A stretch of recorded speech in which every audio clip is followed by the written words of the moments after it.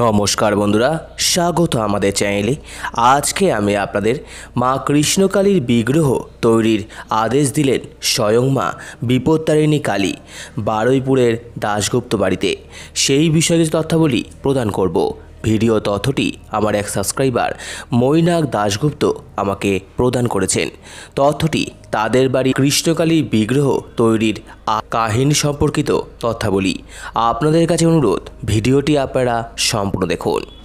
2021 সালে হঠাৎ দুপুরবেলায় এক স্বপ্ন সে দেখতে পায়।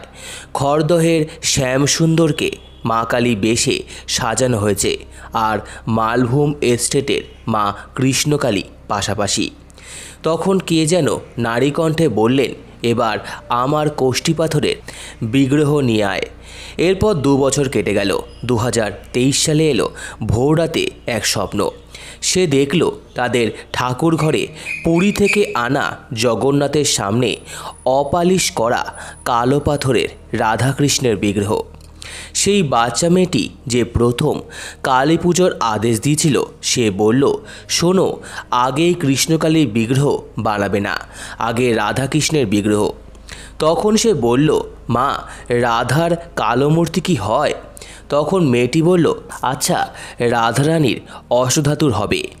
প্রথমে পাথর খোদাই করে গোপীনাথের বিগ্রহ গড়াবে, তারপর বাকি পাথর দিয়ে মা বিপত্তারিণীর চোখের সামনে মা কৃষ্ণকালীর বিগ্রহ গড়াবে।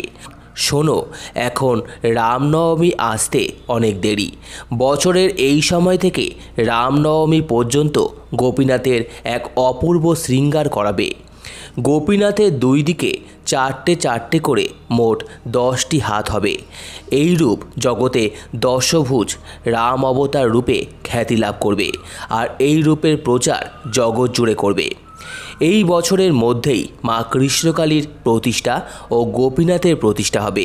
তো আমার এই ভিডিওটি ভালো লেগে থাকলে অবশ্যই লাইক করুন, আমাদের চ্যানেলকে সাবস্ক্রাইব করুন, প্রিয় দর্শক শেয়ার করুন, কমেন্ট করুন এবং